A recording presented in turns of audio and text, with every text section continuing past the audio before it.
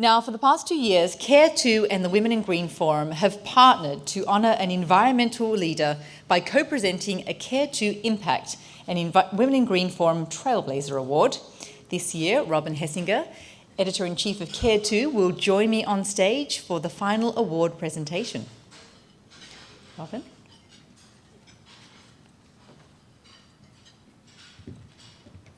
Thank you very much. It's great to be here again this year. Thank you, Jamie and crew. Two great themes have emerged from this morning's keynote and the subsequent panels, and that is inspired community and warriors for the planet. And I think those are just two great, as you said, tweetable themes as well, so if you haven't tweeted them yet. They're both great ways to describe the women in this room and the few men that are here today. It is great to see a few men out there supporting women in green and also getting in touch with their feminine side. It's also a great way to describe the community at Care2. Over 20 million people have come together on Care2.com to make a positive impact on the world and lead a healthy, more sustainable lifestyle. We've partnered with more than 1,000 leading nonprofits, and every day we deliver thousands of signatures to elected officials on behalf of our members. And they're making a real impact as an inspired community and as warriors of the planet.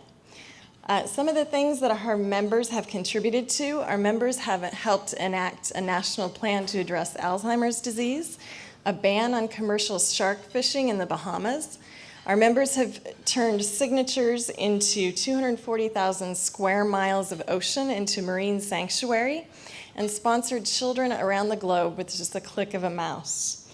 Care2 has also collected more than 450,000 signatures to protect dolphins in Japan, and Care2 members have planted more than 135,000 trees for free through our Butterfly Rewards program. One of my favorite success stories from 2012 is the banning of BPA in baby bottles. More than 75,000 people signed petitions to ban BPA in baby bottles and sippy cups.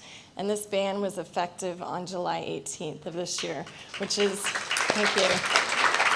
So a huge thank you to anyone out there that may have signed one of the petitions. Victories like this happen every day on Care2, and together Care2 members are making a difference. We created the Care2 Impact Award because we wanted to give special recognition to those making an outstanding impact in the areas of sustainability, the environment, human rights, animal welfare, and women's rights. We're proud today to add L. Hunter Levens to the esteemed list of award recipients for her work in sustainability and the environment.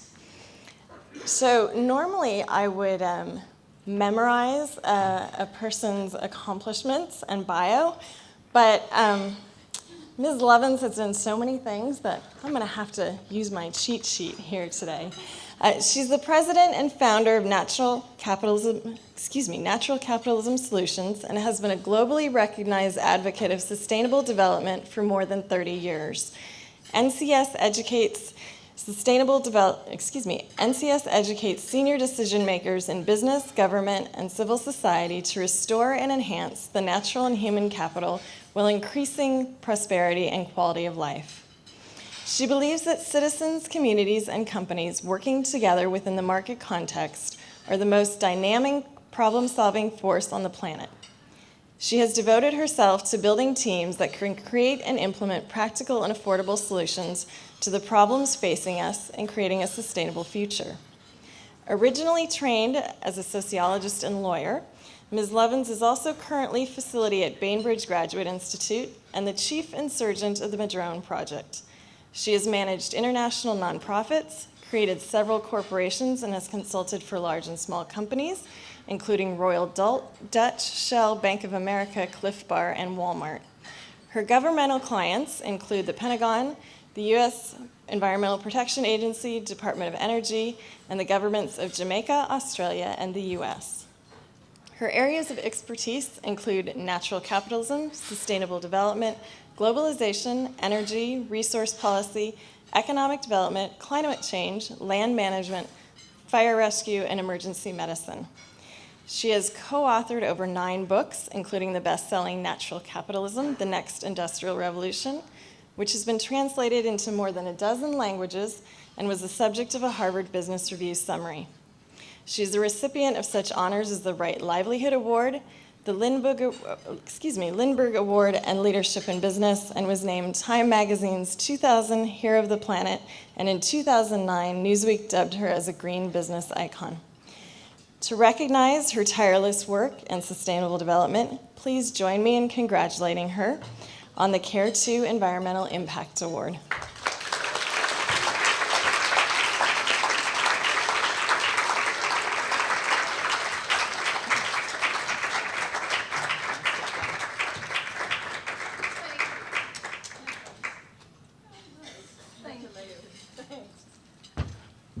Thank you all. Thank you so much for taking your time to come and be here to be part of this conversation.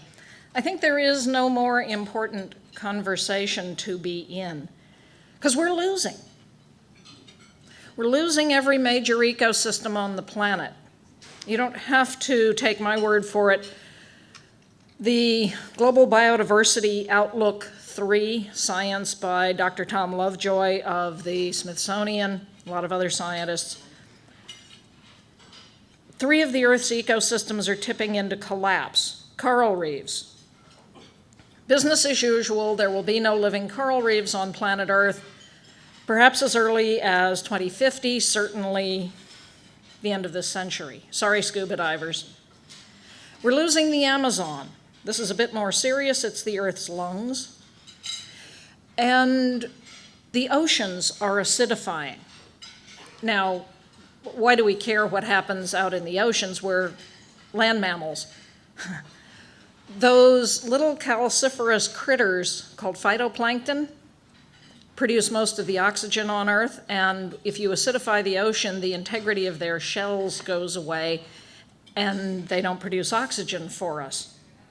So if you're sentimental about breathing, this acidification of the ocean ought to be of concern to you.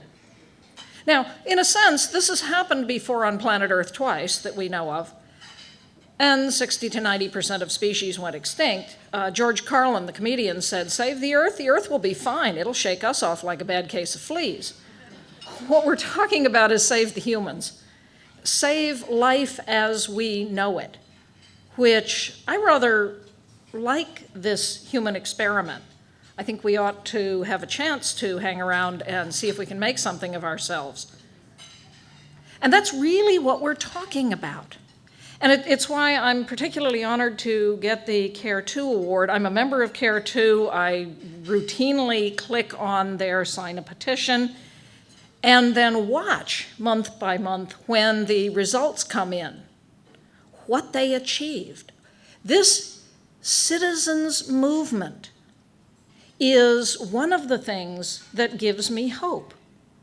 Because if you look at the science, the Millennium Ecosystem Assessment, where Kofi Annan said the very basis for life on Earth is declining at an alarming rate, or the Planetary Boundaries study by Stockholm Resilience Institute, again looking at the human activities that cannot go beyond certain boundaries before ecosystems as we know them collapse, and again we've exceeded 3 of them with the rest heading for the red zone. You can get pretty discouraged. And I teach business at Bainbridge Graduate Institute up in Seattle. We just launched a new MBA in sustainable management at Bard. This will be in New York City. Particularly cool because we will have the whole of New York City as a living laboratory. And my students, I assign them all these readings, and they come to me and they say, "Are we going to make it?" Testable hypothesis. We don't yet know the answer to that. And part of what this is about, this whole movement of ours, is maintaining the hope, maintaining the capacity to believe that, yes, we can make it. And so crowdsourcing answers, crowdsourcing involvement is going to be one of those aspects that will determine whether or not we make it. So Thank you. Thank you to Care2 for all that you do. If any of you are not members, Care2, go on the web and click on a petition that you care about. You don't have to do them all. Find the ones that resonate with you and become part of this community of millions of people around the world that are now tuning in and paying attention and taking action. Because our governments aren't getting it done. You know, we've got the Republican convention, the Democratic one coming up. The world's governments came together in Rio earlier this summer and did what? It was a good conference, I'm told. The scientists and the corporates who came had a great time talking with each other, and indeed one of my other sources of hope are the corporates. If you'd have told me 5-7 years ago that the entity on the planet doing the most to drive sustainability would be Walmart, I'd have offered to eat my hat. Earlier this year, at Sustainable Brands down in San Diego, Walmart announced that they are now putting in place KPIs, key performance indicators, for their buyers. Their buyers will be judged, evaluated personally, on whether or not they are sourcing product for Walmart from companies that are more sustainable, that abide by the Walmart Sustainability Scorecard. What? Walmart has published a scorecard, 15 questions. Question number 1, do you measure your carbon footprint? Question number 2, do you report your carbon footprint to the Carbon Disclosure Project? Who? This is a group of kids out of the United Kingdom who about 10 years ago, just 'cause, sent out to the Financial Times 500 biggest companies on Earth, a little survey. What's your carbon footprint? As you might imagine, for the first few years, everybody ignored it. Meanwhile, the kids went around and got institutional investors, the big pension funds that are values-oriented, to back them. They're now backed by these institutional investors with $71 trillion in assets. Now, every major company on the planet reports annually their carbon footprint to the Carbon Disclosure Project. And when Walmart put it on the scorecard, I mean, that kind of sealed the deal. So here we have the big companies. The other entity that surprised the heck out of me was the US military. I've done a lot of work in Afghanistan, and when I was there, some of the provisional reconstruction teams found out I was there and emailed me, "Can we meet, please?" And said things like, "We're working in a village that has no electricity and no water. Is there any renewable energy technology that you know of that can be hand-built in Afghanistan that will deliver water to the village?" So I emailed my engineers, and they sent me back a sketch of how to design a bicycle wheel vaned windmill water pumper that could be made in the villages. And indeed, that village got water. The major wrote back, "Hey Hunter, this is cool. There are now 2 forward operating bases in Afghanistan, at least, by now there may be more, that are 100% renewably powered." Why? Because most of the convoys coming over the Khyber Pass from Pakistan are carrying fuel oil, diesel, to run our bases. And for every 24 convoys, a Marine comes home in a body bag. So there are now Army bases, Fort Carson Mountain Post, there are a number of them around the country that have made a commitment by 2025 to be 100% renewably powered, to be zero waste. I'd have offered to eat my hat if you'd have told me the US military was going to be driving renewable energy, but 2 weeks ago they commissioned $7 billion worth of renewable energy to be installed on government land. Which is to say there is progress. It's not fast enough, but we have all the technologies that we need to solve all the problems facing us, if we'll implement them. And the other thing that gives me hope are the young people.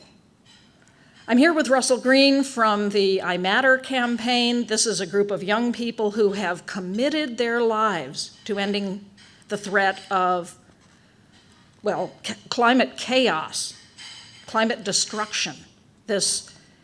We've got a hurricane bearing down again on New Orleans. We have the biggest drought in the Midwest, ruining our corn crop. We have the lowest ice now in the Arctic ever on record, and the fastest melt time. And if you look around the planet at the climate chaos, what's interesting, assume it's a hoax. We are told this by a number of people who ought to know better, but assume it's a hoax. It turns out that if all you are is a profit-maximizing capitalist, you'd do exactly what you'd do if you were scared to death about climate change, because we know how to solve this problem at a profit. And the companies that are doing this are leading. When those wild-eyed environmentalists at Goldman Sachs tell you that the companies that are the leaders in environment, social, and good governance policy have 25% higher stock value than their less sustainable competitors, there's a business case. McKinsey found that for an average-sized company that reports to the Carbon Disclosure Project, there's $30 to $40 million below the line on the McKinsey cost abatement curve of profitable ways to save energy. My team walked into a company, 6,300 computers and monitors they left on 24/7 because of some urban myths. Shortens the life of the computer to turn it off and on? No. IT needs it left on? No. In that company, just publishing a policy, turn the darn things off if you're not sitting in front of them, would save the company $700,000 the first year. This is free money. And this is the opportunity that is now before us. So although I am seriously annoyed with both political parties and with most of the national government agencies, indeed around the world, organizations like the South Coast Air Quality Management District, who have for years been saying, we will have a higher quality of life if we have clean air, have been putting in place the kinds of regulations that actually are driving innovation in the corporate sector. Why is it that Germany has a reasonably healthy economy of all of Europe? Because they have very strong regulation around the environment. They have a very strong Green Party. California gets 70% more sunlight than cold, cloudy Germany, but last year Germany installed 28 times the amount of solar that we did here in California. Why? Germany has a national policy called a feed-in tariff. Here we call it a clean contract. They pay a fair price for green electricity. And as a result, Germany has created almost 500,000 new jobs in the solar sector. Next year, solar electricity will be cost competitive with grid electricity in Germany. It already is now, by the way, in Chile, where I was last week. Oh, you say, if you pay more for green electricity, it's going to raise our rates. Can't possibly do that. Deutsche Bank did a study. Yeah, it'll raise your rates, €2 to €3 a month, $50 a year equivalent, 8.6 billion euro in total in the first 4 years of the program per year. That sounds like a lot of money. What Deutsche Bank found, however, was if you do nothing, if you just keep burning coal, they would have paid 9.4 billion euro more.